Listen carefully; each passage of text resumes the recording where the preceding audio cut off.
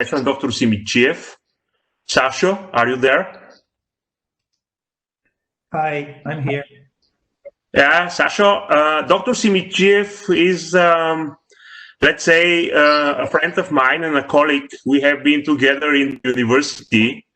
Then we lost for some years due to the, let's say, changes in life, but now he's back. And I'm part of his ecosystem. He's in a way part of my ecosystem, and I'm happy that he's chairing this wonderful session. Sasha, the floor is completely yours. Thank you very much. It's a great pleasure to be here and to be able to chair a session on digital health and artificial intelligence. It was some years ago when I started advocating for digital activities in healthcare because I saw the great potential. One of the things that has stayed with me for a long time is something called the Tesler's theorem on artificial intelligence. It says AI is whatever hasn't happened yet. So it's with this I'd like to chair this session, which has extremely interesting panelists. I'll give you a short overview or a synopsis of some of them. Andrew Fry, he's healthcare and life sciences industry lead at IBM. He's on a mission to save lives through the power of cognitive insights, fostering relationships across the digital ecosystem and empowering people to make better decisions. Angela Velkova is Director of Communities and Strategic Relationships and Healthcare Information and Management Systems Society, and she's driven towards improving cognitive, organizational, and social closeness. Paul Epping is a serial entrepreneur and co-founder and chairman of EXPONENTIALEQ. He's an experienced exponential transformation coach, and we would be really inspired by what he has to say. The last but not least is Rosen Dimitrov, public affairs manager at Novartis, Bulgaria, and vice chairperson of the Digital Health and Innovation Cluster, Bulgaria. I'll just end with his motto. His motto is, I'm unique just as everybody else. So it's with this I'd like to open the floor and the discussion, giving the word to Andrew Fry. Andrew, are you there?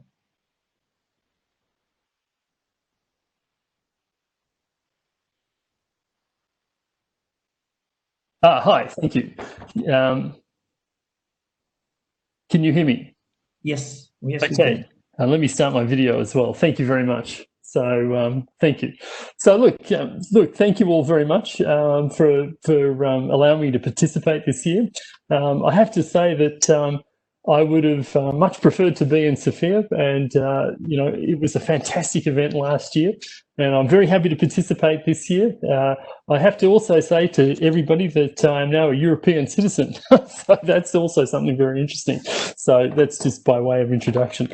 So the topic is digital health and artificial intelligence, and let me say, I think the opening comment is that the future absolutely depends on artificial intelligence. And we're seeing that today. COVID has moved us much more quickly down the digital health path, and digital health relies on artificial intelligence. It both relies on it and it requires it. And there are many things that we can learn as we've fast-tracked into this particular environment. So I'm going to raise a couple of topics very specific to artificial intelligence. We see a lot of it today through the chatbots. So we call up, there's calls into a healthcare centre. In some respect, we get information that comes back. We've channeled and funneled into the right places. The technology could be argued to be a bit scratchy to start with. It doesn't always, you know, we're not always comfortable as a patient using it, but we have come to accept it, and the technology is moving very quickly. Interestingly, I remember last year, 12 months ago, I talked about IBM's debater solution, which is where a machine debated. 12 months on, that technology continues to develop, while we're seeing things like the chatbots where I make a call and I'm calling, you know, to a machine.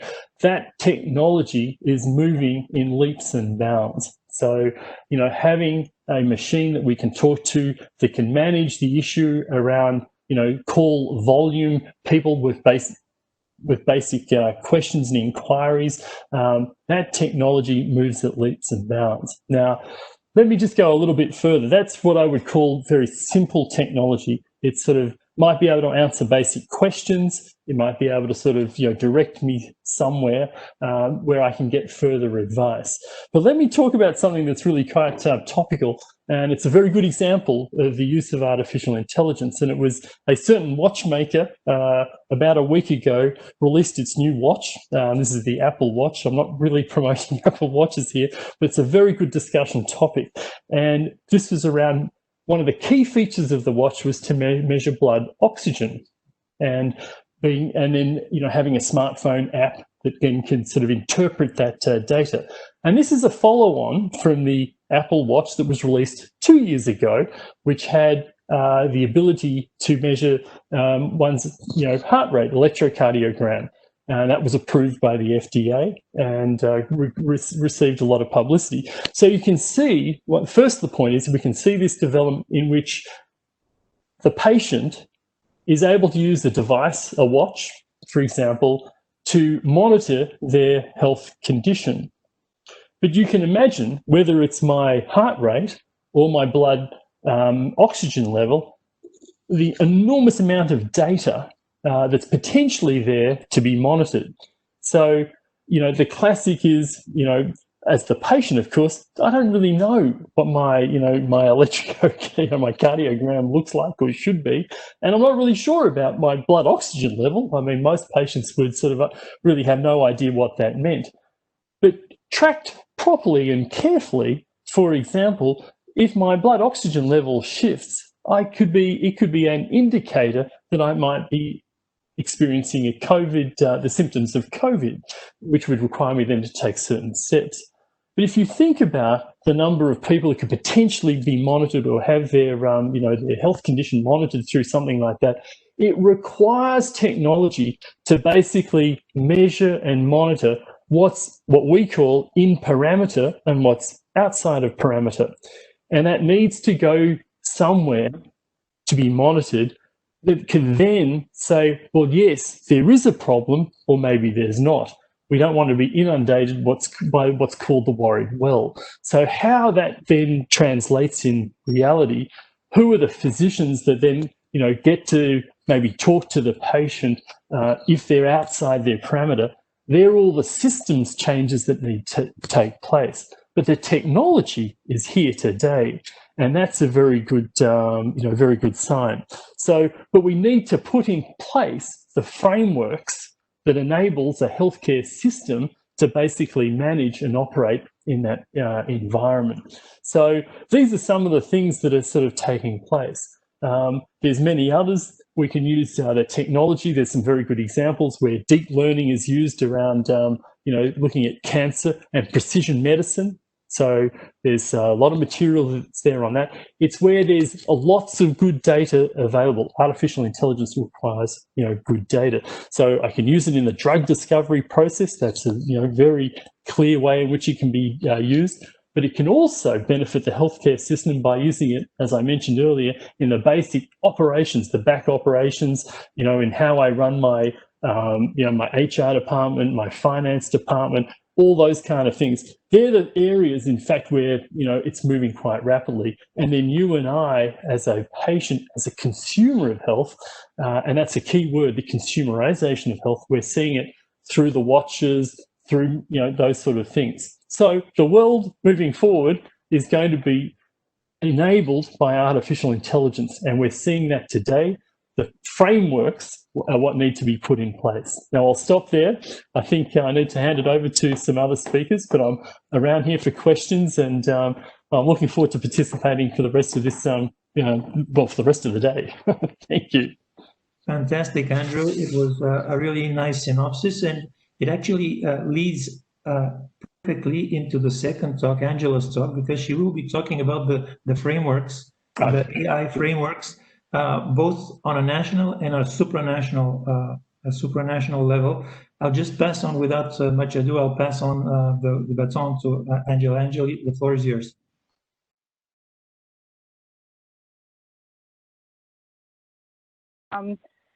I'm very pleased that I'm invited again this year. I also wished I was in Sofia today with everyone. We had a great time last year. However, the world has turned around, if we all know it. Thank you very much for the organizers for still adjusting it to a digital format and keep the conversation alive.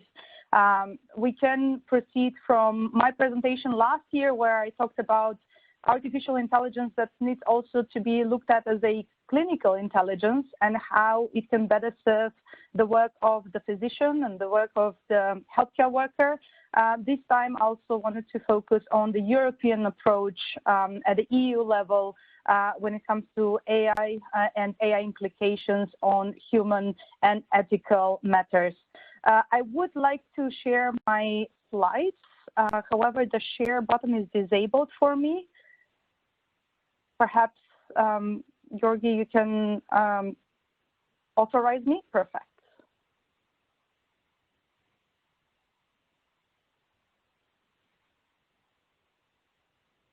All right. I hope you can all see my slides. Perfectly. Very nice.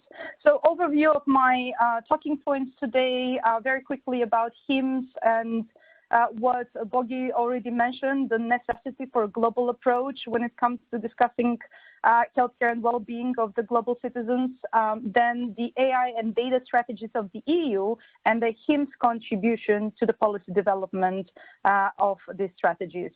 So we are a global advisor and thought leader supporting the healthcare transformation of the ecosystem through information and technology. Our vision is to realize the full health potential of every human everywhere, and with this reform the global health ecosystem through the power of information and technology. So HiMSS has been long in the digital health space since 1960s and has pioneered quite a lot of new terminology and definitions to emerging developments. We have also defined digital health and what digital health means for the end user and for the healthcare professional. And I actually want to start with that definition because it's glue to everything that we move forward technologically in the future. And that's connects and empowers people and populations to manage health and wellness. And this is augmented by accessible and supportive provider teams working within flexible, integrated, interoperable, and most importantly, digital enabled care environments that are strategically leveraging digital tools, technologies, and services to transform the care delivery to the benefit of all. Now, how that all fits together with what's also on the European front, we all know that in 2018, the EU went out with a communication on the European approach to AI, and in 2020 they published the AI and data strategy. So what's in the works is a EU approach to artificial intelligence that first and foremost builds on the European values and is based on trust and excellence. And will be here to serve the needs of the citizens and instill confidence that is needed to embrace these technologies alongside the businesses that will be there to develop them. So the three pillars of the strategy is, as I said, to serve the citizens' needs, to better healthcare, to more patient centricity, and to access to healthcare at any time, anywhere. The businesses who will be on the forefront of innovating new products and services, and as well as governments for better population health management and providing more sustainable services to their citizenry. The investment has already been increased by 1.5 billion over the past 3 years, which is a 70% increase in AI research with respect to previous years. However, this is not enough. The EU looks into investing up to 20 billion euros in AI research every year in the decades to come. Now, all of this is part of a big EU data strategy, and we know that there is a EU single market where the free flow of people, goods, and services is guaranteed. But the next step is to have that single market for data flow as well. This is what will make the EU more competitive globally and will also enable more innovation processes of products and services for the economic and business sector as well. Within the EU's data strategy, there is an important platform in the work that is called the European Health Data Space, which will be here to promote the exchange of health data and to support research, not only for prevention, but also for treatment of ongoing diseases, and ensure in the meantime that the EU citizens are maintaining the full control of their data. Our response to the open call for consultation to both the EU data strategy and the AI white paper has been centering on 4 pillars. We welcome the data strategy, however, we call for a greater focus on data availability, access, and governance. And we also make sure that we contribute to additional considerations when it comes to risk management, fostering of trust, and attention to training, which I will cover in the next slides. What is important is to support always the patient and the consumer first. It is to also improve the health and wellness via evidence-based technology. We also want to transform secure data that is being safeguards of potential cybersecurity attacks to then be transformed into actionable information. So there's something that has been done based on the collected data. And then with that, change the health behaviors, what Andrew just mentioned in his presentation, for managing chronic conditions or any acute developments. We have to take into consideration a couple of factors. First is that we all know that AI has a huge power to create patient-centric and action-driven medical solutions. The patient expectations also, again, what Andrew reflected on from the point of users are already, becoming visible. The consumer wants much more personalized healthcare access now, convenience service that is digitally accessible, and the appetite is ever growing. And also the AI application to enable ever-growing volumes of research and patient data. However, we take into consideration that AI, especially in medicine and healthcare, is an emerging science, and that the concept of in and of itself lacks a harmonized definition and guidance, which has also been noted in the GDPR regulation and implementation. EU puts focus on 4 elements of the AI. First is the risk management. AI actually has to take into consideration that it's high risk, and it needs to be subject to an EU level regulation rather than just left for the member states.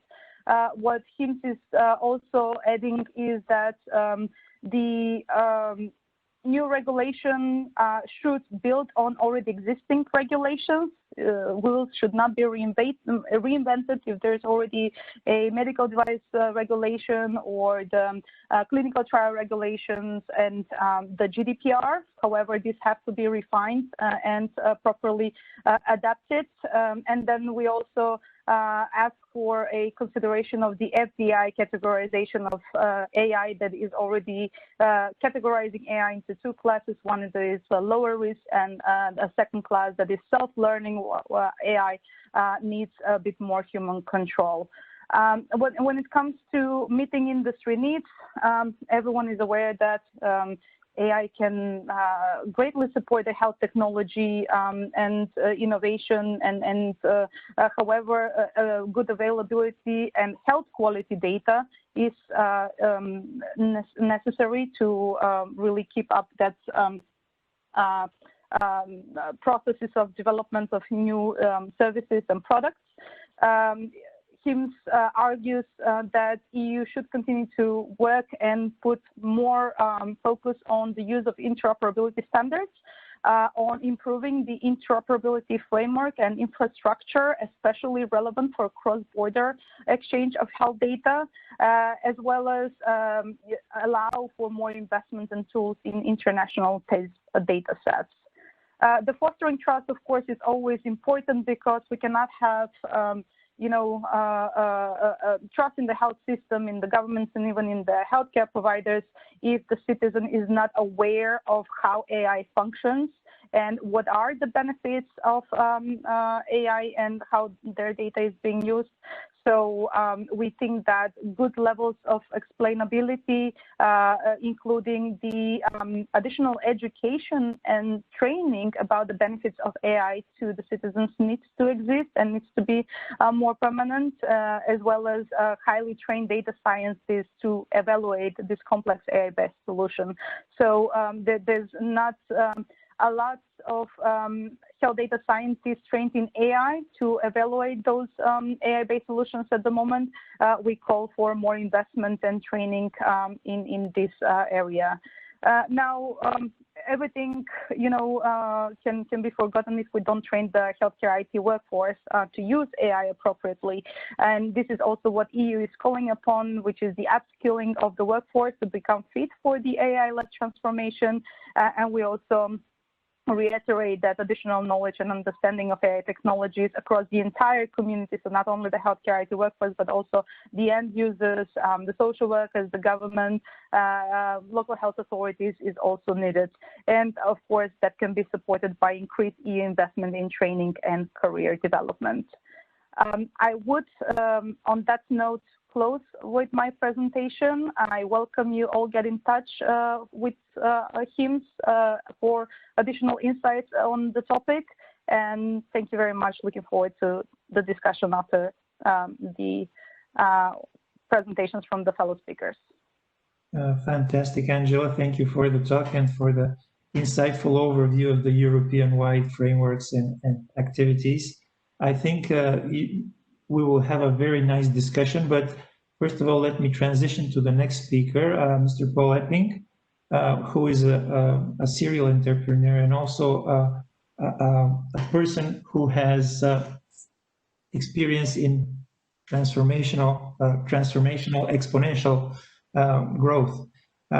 One of the definitions I saw in your CV was boxless thinking. I hope you will demonstrate a lot of that during the presentation. The floor is yours. Thank you. Can I share my screen? Because the button is great. Okay. So what I would like to do is to on a very high level, talking about the impact of exponential technologies in general and specifically related to AI. So I'm the chairman of XPONENTIALEQ. That's a company in the Middle East, in Dubai, and our focus is completely on the impact of exponential technologies on organizations, companies in general. And one of the offerings, one of the activities that we are doing is providing sprints, 10-week sprints, to help a company to really get through that transformation, to become more aware of how to use the abundant world of information technologies that is outside of us. And we do that together with EXOWorks. And I'm a coach, a head coach in that community, which is really, really powerful. This, maybe a lot of people know this, but I keep repeating this because this is completely underestimated. Once I go to companies, once I'm talking, once I do keynotes, this is an underestimated area, which is the exponential growth curve based on the amount of calculations per second for a device, computer, if you will, of $1,000. And what you see today is that we are already around 10 to the power 18 calculations per second for a device of $1,000. So to put that in perspective, if you have a new smartphone, the calculations of that smartphone, that little thing in your pocket, is already 100 billion calculations per second. And people have no clue that they have that power in their pocket. for the new smartphones. And why is that important? For instance, with respect to AI, that means that AI algorithms and the use of data. I hear a lot about AI, but not that much about data. But it is about the data and the calculations that you do with the data using algorithms, and that requires computational power.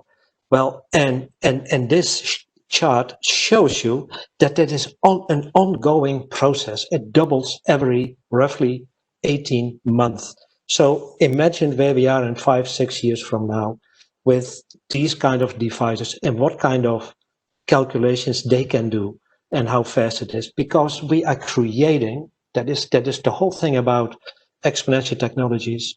We are creating massive amount of data, and somehow we have to use the data. So those devices are helping with it. Well, this is me. And imagine if my little grandchild is 9 years old. Well, this is about the result. And for today, I'm only focusing on medical knowledge. And you see that in 7 years from now, that this amount of data is massive. And that means that no healthcare, no whatsoever person can manage that data. It is so complex because we know more and more about less and less, because we are using more and more technology that is able to dive deeper in what's going on, pattern recognition, etc. And all that data is collecting. So how are we going to deal with it? So if doctors, if physicians come to me and say, well, that will never happen, or we are in the lead, I strongly and deeply doubt it. You cannot do that without AI. And the best way is to coexist at the moment. But I foresee that AI is going to take over that whole area. And we see that already in surgical robots. Surgical robots that we see today, some of them are already fully autonomous. And they are running completely on AI. And it is supervised.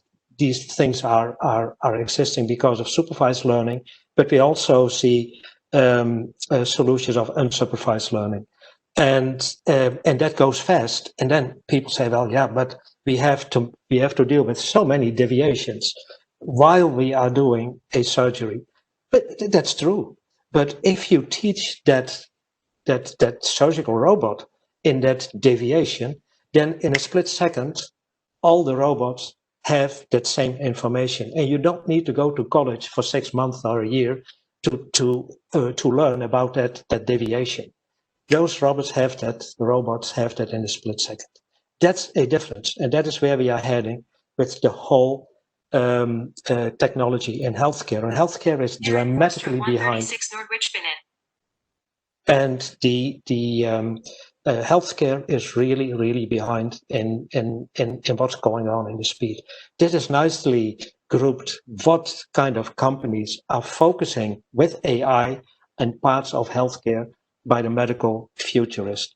It's go to the website, zoom into that, and you can see what's already going on. And this is increasing. This is all on an exponential growth curve. CB Insights does the same thing in a little bit different way, but here you see already a lot of startups acting in based on AI, acting in several areas in healthcare. But, and this is probably the most important thing that I'm going to share with you today, we are talking a lot about algorithms, but algorithms are nothing without data. And here we have two areas that we have to look at through the lens of cognitive biases. And this is a chart that gives you an understanding how biased we are. And we as human beings, working with algorithms, for a big part we are developing algorithms, and for the time being, because I think that the development of algorithms and the coding will be taken over by AI. So AI develops AI. That's an interesting discussion point. but also that these, for the time being, these algorithms are based on insights of human beings who are developing these algorithms, and they are, per definition, biased. And so what is the effect of these biases on data that are also biased? Because data have been collected by people and by artifacts used by human beings that has that bias inherently in it, and we have to deal with it. We don't have a solution, but it is a big problem that we are facing, especially in healthcare. And this is one of my, I would say, people, I work with him, and such a deep thought about artificial intelligence. Stuart Russell, he did the latest book that he wrote is Human Compatible, and what he states there is that creating machines smarter than us could be the biggest event in human history, but probably the last. So a lot of people say, well, artificial intelligence will not take over, will not be that smart as we are, will blah, blah, blah, blah, blah. Well, that is very relative. That's really relative, because I think the power that we see in the access to data that machines have is way more than we can, including emotional data, including all kind of other data that we think that computers cannot, that algorithms cannot deal with.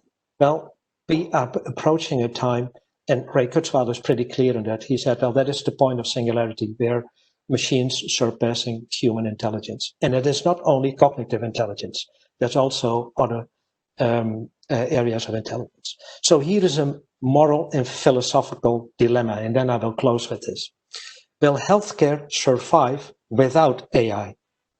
The answer is, if the answer is no, or if the answer is yes, you can have both sides, then will we survive? If you don't use it, are we surviving? But if the answer is yes, and we are using it, will we survive also? So we have to really understand these two sides of the coin, and we have to discuss that deeply. So there's a little bit of my background. If people want to link with me on LinkedIn and sharing where I share that information, happy to do so. Okay, Alex, this was my contribution. Thank you, Paul. It was a fantastic contribution, and especially one of the questions I was thinking all through your talk was how can ethics actually keep up with the development of technology? But we'll leave that for the discussion at the end. And absolutely. I'd like to bring the points closer to home by giving the floor to my friend and colleague Rosen, who is he's a public affairs manager in Novartis, but actually the more important role he has is he's vice chairman of the Digital Health and Innovation Cluster in Bulgaria. It's a group of companies that are coming together to actually try to cooperate more than compete in this crucial area. Rosen, the floor is yours. Thank you very much, Alex. I don't have a presentation, and I will build on the things that Angela and Paul said just before me. So why do we need artificial intelligence in health and care? I think we all know the answer to this, and it starts with the many problems that we have now in health and care. Just a couple of facts. 90% of the world's data has been generated in the last 2 years. In 2020, medical knowledge doubles in 73 days. In Europe, we have a shortage of 230,000 doctors, 18 million health workers. There'll be a shortage of 18 million health workers by 2030 in low and lower middle income countries. also 47% of physicians and 73% of students, they're looking for trainings and classes in order to be better prepared for the innovation that is coming. So there are many big facts and many problems, and in fact, that's why we need artificial intelligence and health in care for this sustainable and effective healthcare system based on data and technology. In fact, humans plus artificial intelligence is equal to the better outcomes that we want in healthcare. The other main question is what we want to achieve by the support of artificial intelligence, and also I think we are quite aware of the answers. We need to have better prevention, intake and triage, diagnosis and early detection, treatment, health management, R&D, population health, resource and process optimization, and decision support. So as a society, we have the answers to these two questions. Why do we need artificial intelligence, and what do we want to achieve with the support of artificial intelligence? In fact, my topic is having in mind my role in the digital health and innovation cluster and being a public affairs person. The answer to the question, how can we achieve this, for me is even more important. Because even now we have many pilots, but the question is how to move these pilots to policies and how to scale up. So there are a couple of points that are very important in terms of how can we achieve this, and I will just list them in front of you. The first one is working together to deliver quality artificial intelligence in healthcare. So the key word here is together, and being part of the digital health and innovation cluster here in Bulgaria, now working with other clusters across Europe, we see that working together in an ecosystem could bring many, many good results. And one issue here, just to know how important is it, only 40% of startup executives felt that the input of healthcare professionals was critical in the early design phase. Only 14%. And the other thing, healthcare professionals are also not quite much aware of how tech companies in this ecosystem could support them. The other thing which is very important in terms of how we could achieve artificial intelligence in healthcare is to rethink education and skills. Digital skills, basic digital literacy, fundamentals of genomics, artificial intelligence and machine learning, critical thinking skills. And this is not just for the academia, for students in healthcare, but it's also important for the continuous medical education of the existing workforce in healthcare. Something more, strengthening data quality, governance, security, and interoperability. This was also mentioned. Another key point, managing change. And not just managing change, but leading change. Later on, I can speak a little more about the ecosystem and how it works here in Bulgaria in our digital health and innovation cluster. Another key point, investing in new talent and creating new roles. And also working at a scale. We have to work with all key stakeholders in order to make this transition from pilots to policies. We don't need any more pilots. It's obvious that it works, so we have to scale up. And the other two things that I would like to mention, regulation, policy making, are also things that are quite important, and we know that we have a regulation in Europe about this. It was postponed for next year. And the last but not least thing, funding. Funding of this process is also very important, and today we received some news that, for example, Germany is now investing 3 billion euro in their hospitals to make them more digitalized. and this is just 70% of the funding. The other 30% will be provided by the hospitals. So you see that there are a lot of, in fact, a couple of key points how we could make this transition. And in fact, this is the key question that I'm working on together with the people in our organization, the Digital Health and Innovation Cluster Bulgaria, how to make this transition and how to move as fast as possible to this digital transformation, effective and sustainable healthcare system through data and technology. This is from my side, Alex.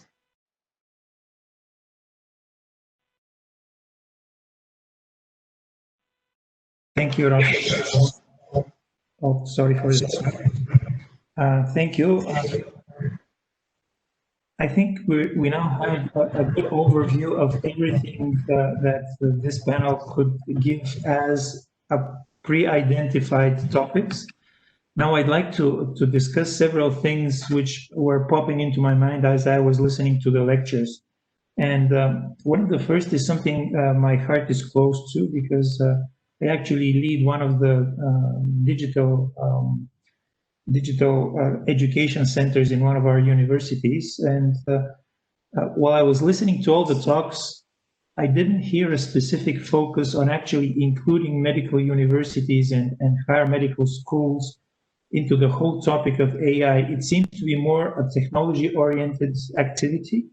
And I believe that there's a lot to be gained by getting clinicians and academicians especially onto the topic of artificial intelligence and digital health, because it would be crucial. There's also another aspect of this, because medical students tend to be selected based on empathy rather than technological expertise. So it would be really interesting to kind of discuss and get your vantage points on this topic. Should we and how can we, if we should, include more medical universities into the process of both originating and also developing and testing of digital technologies, and specifically artificial intelligence?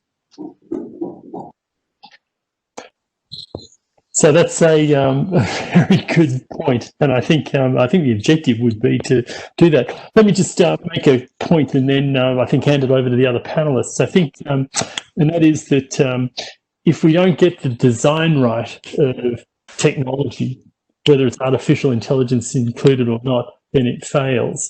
So a very good example of that, I think, is what we've experienced with the COVID trackers. So various countries have tried to implement their own tracking device of COVID.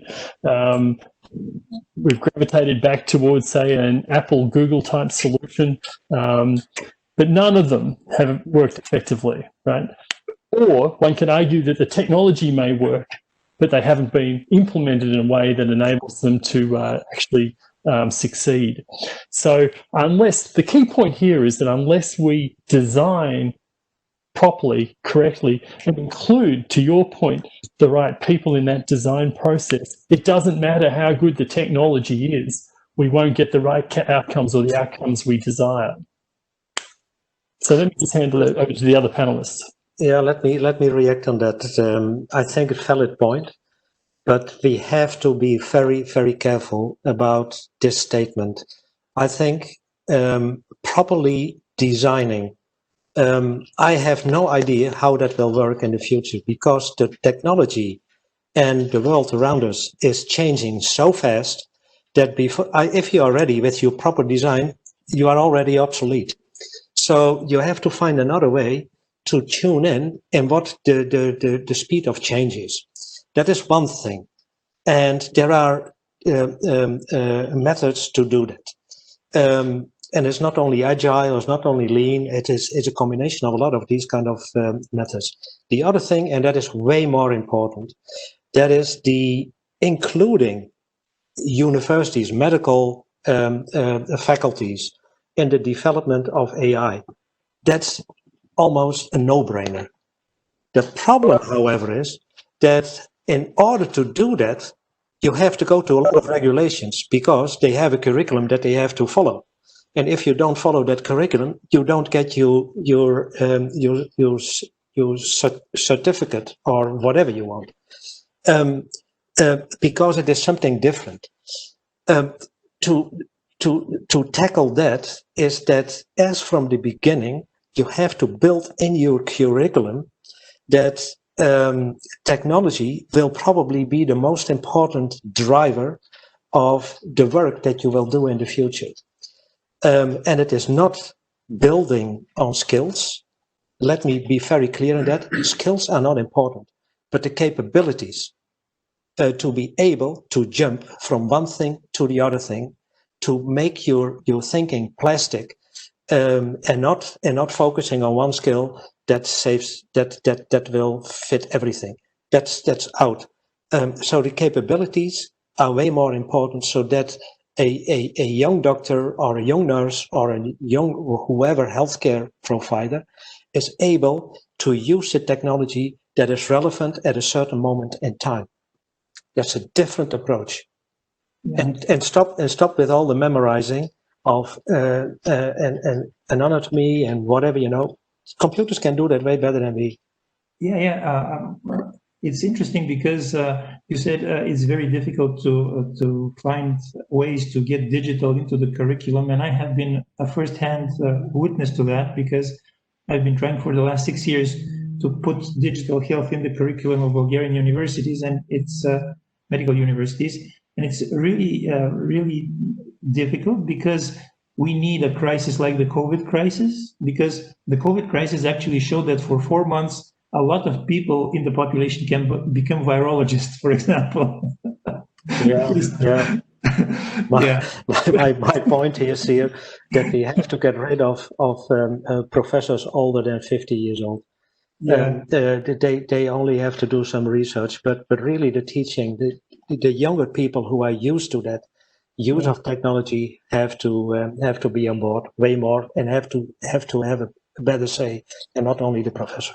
So one of the approaches that IBM uses, and many other companies are using this approach as well, is we run what we call various hackathons. And the terminology has sort of kind of changed a little bit from what it used to be to really kind of where it is today, but it effectively is in an open forum, getting a number of people to come in to try and address a particular problem. So what role does an IBM play in that? We typically will sort of help facilitate, we'll use our technology to sort of enable people to do things, so the cloud or some of the AI solutions that we have, you know, those sort of things. And then people can think about, how do I put that together? How do I create a solution around a particular problem? And then, of course, later on, you've got the particular issue of how do I scale it and all those kind of things. But the hackathon is a really kind of interesting way in which you open up to a broader community to get good ideas about how to solve particular problems. So it addresses one part of the problem.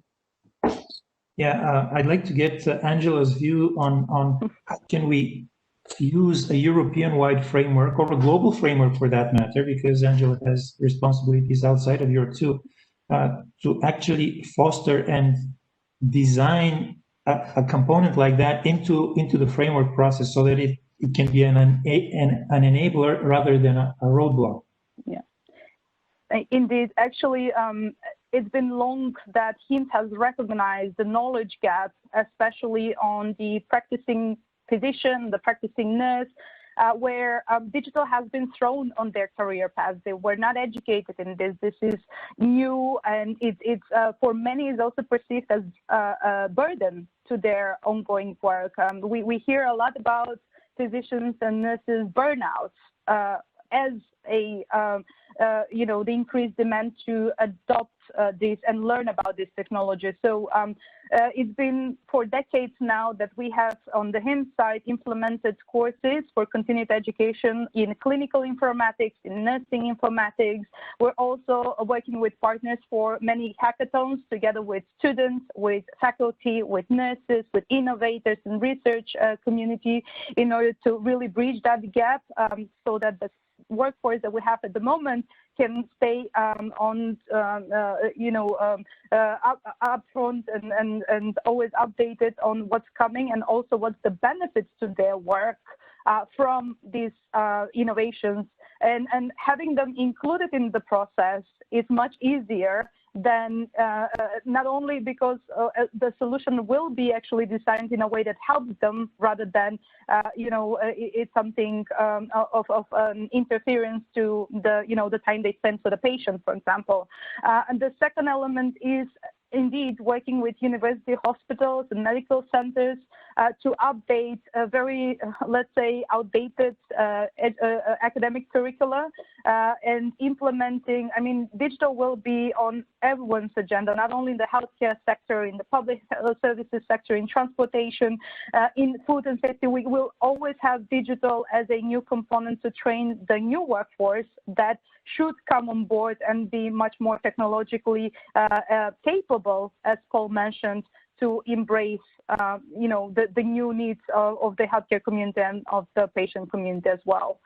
So I see a lot of investment reference in the workforce, in building the workforce in the EU strategy documents. I believe that's also on the agenda at the global level as well, with WHO invested and making sure that we not only tackle the education component, but we also look into the social determinants of health and how health can actually be accessible to wider populations, to remote areas, to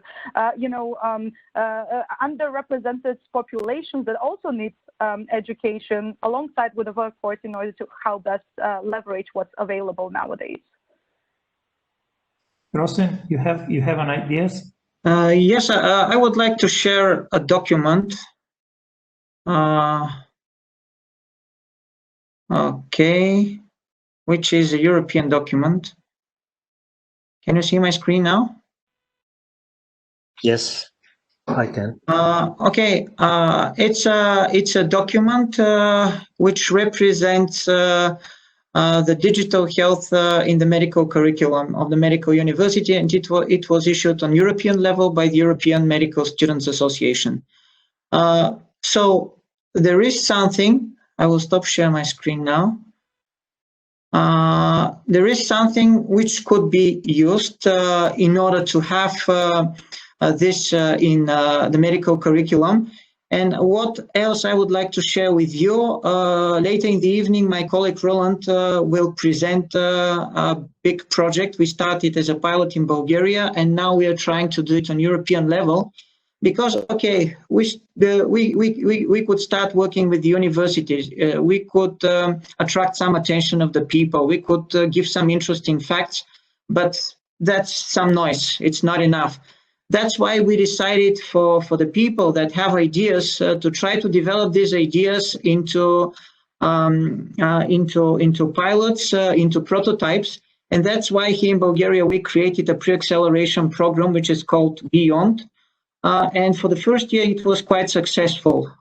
There were 8 teams working into this program, students from different universities, not just medical universities. And it was interesting that 4 out of 8 prototypes were in health and care. And one of the prototypes, in fact, won the race here in Bulgaria, went to the European competition, and there they won the special award of Microsoft. So the ideas are coming from the academia, then we continue working with the pre-accelerator, and all these prototypes, they could move further to startups if we have the right VC funding. So for me, this is how this ecosystem could work, because even now we see that we have, especially in Europe, we are not like the United States, and we are even behind China now. We don't have this pool of young people. We don't have this pool of startups growing up to have these big companies. Yeah, but that's Of course we do have. Of course we do have those. Only what I'm so amazed about in Europe is that it is all back in the countries. The countries are doing that, and it has, of course, to do with language problems. But I think we have the capabilities. We have a lot of smart people around, but what we are not good at is to bring them in the proper way together because of our cultural differences in Europe. That's I think a main problem, and we have to break through that. but the way Rosen you talked about it is at this moment probably the best way to go, and then once that is at that level that you get all kind of awards or whatever, then you have to scale. And I completely agree with you. And I could have said it, is that stop doing pilots, but scale. And learn while you are going. And what we are in Europe, and especially in the Netherlands, this morning in the news, you know, it was fantastic. People developed a COVID-19 app, and they cannot use it because the legislation is not ready. But the people who are responsible for the legislation asked the technologists to build an app. So how weird can you be and not thinking about that, so that now it is ready? And that happens so many times. So the technology is way ahead of legislation. And that is one of the biggest problems that we are going to face. We are simply not keeping up with it. The people who are making the legislations don't understand, for a big part, not the technology. So they cannot anticipate. Yeah, but you know, it's not only the technology and the legislation that are out of sync.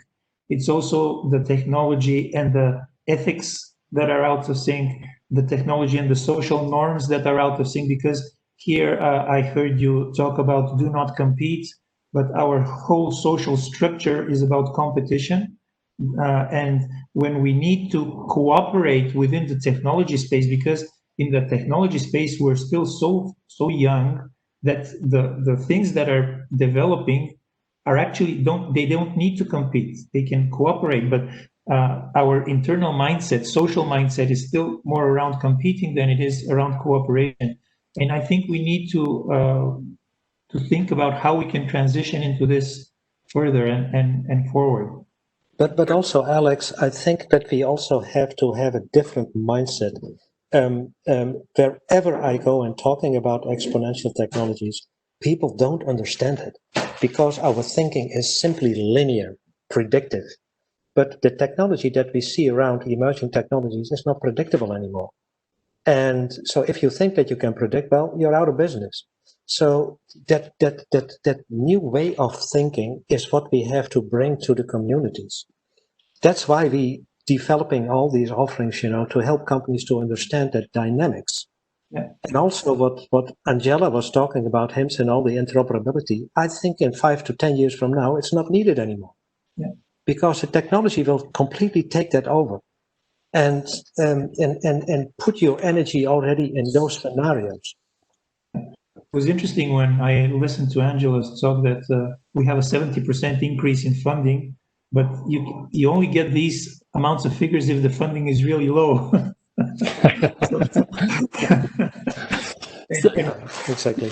So I just want to come back to this topic that where technology is moving and the acceptance of it. It is amazing that it is the challenge that it is, and we know it is. And what we all have to do, and as a community, is try to understand that problem and how to address it. It's not an easy problem to address.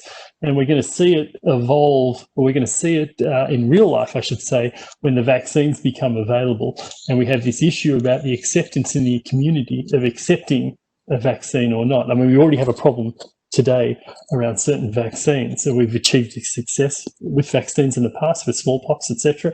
But we face this incredible situation today where there's a lot of uncertainty about whether the community, the population at large, will take the vaccine as they're being advised by health authorities. So technology, we know, works, or we can work and can improve our lives. And we are where we are today as a species because we've adapted and used technology. But we have to address the population concern about how it's used or not. And that really is the challenge, I think, really the big challenge. I do agree with Paul that, the technology and where we're going with it is it's moving in leaps and bounds. What the technology is capable of doing is, once again, it's moving very quickly. But the community acceptance of it is really the challenge that I think that we're going to be facing in the next few years. Is it the actual acceptance or is it the understanding? Because one of the things that Paul presented was the cognitive bias and the fact that we cannot transition from information to meaning. So people don't understand the meaning of some of the new technology, which is a big roadblock to acceptance, because if you do not understand the meaning, there's a big roadblock to accepting the technology. So can we think around ways of overcoming this? Because we talk about artificial intelligence, but is it intelligence? Is it something else? So you think, I mean, it's really is an important element we need to work on. Yeah. So it's really interesting because you think about how rapidly we've moved from where I had to make an appointment to see a physician to today, where most physician contact in general practice is through a remote connection today. That transition has taken place very quickly. And then elements around that, how I make my appointment, you know, all those sort of things where I'm dealing with chatbots, you know, which is the human face in some respects of what I'm seeing in technology. And then I focused a lot of my talk around the consumer bit, you know, and I referenced the Apple Watch, you know, and the acceptance of that technology. A bit of confusion. What does it mean if I can do, you know, electrocardiogram from my watch? What does it mean if I can monitor my oxygen level from my watch? But if I have a medical condition that requires me to monitor those things, I can bet you I will understand very quickly and adopt that technology very quickly. So at the point of need and a solution exists, we move very quickly. But, you know, it's the challenge in sort of bringing the broader community along for that ride and helping them understand what the broader benefits are, not just specifically that I need my oxygen measured, whatever. That's the challenge. Yeah. Some of that has a lot to do with, are we taking a top-down approach to development or a bottom-up approach? Is it origination from where the rock face is from the needs of the consumers, or is it technological solutions which can be implemented or repurposed? Yeah, Angela? Yes, I think that from at least my work with communities and at HiMSS, I'm working with multi-stakeholder groups in different regions across Europe. To Rosen's actually points, innovation always comes, most times comes bottom up, because it starts from recognizing a gap and a patient's needs, and then the problem is how it gets on the policy level, how it goes to the policymaker to adjust the reimbursement models, to readjust the legislation, to make it scalable and regulate it, and also confirm the clinical utility of the solution to the benefit of millions of patients with the same conditions.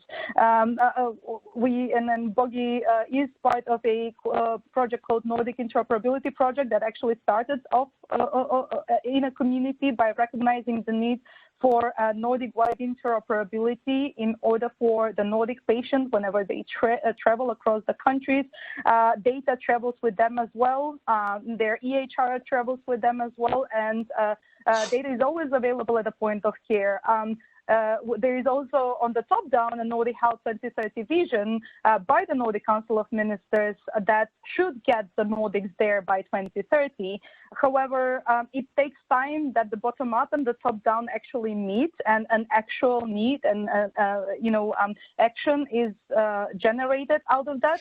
So there needs, I think COVID-19 actually recognized how all those telehealth solutions that were there somewhere, people were using it. I know we had a digital conference 2 weeks ago, and Simon Eccles from the NHS said 10% were in the UK used telehealth solutions before COVID-19. After COVID-19, this came into 90% of making sure that the continuity of care is there. So the need is going to, and pandemics and future threats of a global scale will make the policymakers a bit more up to their toes and probably accelerating the development of legislations and updating those legislations to fit the new normal. And I'm a big optimist that we will see that, readjustments and change coming soon. Yeah, yeah. If I may build on that, I think that one of the biggest problems that we are facing all over the world is that our education systems are dramatically behind what's going on in the world. And they are probably the basis of what we need in the future. But there are so many examples, you know, the COVID, the pandemic accelerated a lot of things, you know. All of a sudden teachers and lecturers now had to use the digital technology, and most of them were not even aware of the capabilities of these kind of technologies. They discovered it on the way they are going. But my point here is that that if we are not changing our education systems, and that includes all levels of education systems, and make them more savvy in the use of technology, and how the technology will influence the work that you will do now and in the future, we are keeping having this discussions for many years, because we are not speaking the same language. Absolutely. And I think we have to pay attention to that. There are so many examples, and go back also this what Rosen said this morning. Yeah, Germany is now putting so much money in 3 billion or whatever in digitization. Well, what does that mean? What digitization? We are working already for over 20 years to get the damn electronic patient record systems in place, and we are still struggling. So what does that digitization mean? So we have to think about it. And I think that the route of the patient at the center, and that patient is collecting data while the patient is at home and while the patient is still healthy, that matters, and that we do something with those data. And healthcare is still, as today of today, reactive. We have a problem and now we're going to do something, but we are not proactive. Whereas all the variables that we have now available can help us to build up that proactive, let's say, momentum. It would be fantastic to be able to continue this discussion, although we're limited in time. I want to thank you very much for this very, very insightful discussion, and all the different aspects you brought into it, because I think it was a multifaceted and everybody could actually glean and learn from each other. Thank you very much to all of you. And thank you, Mitko, for making all of this Biotech Atelier possible.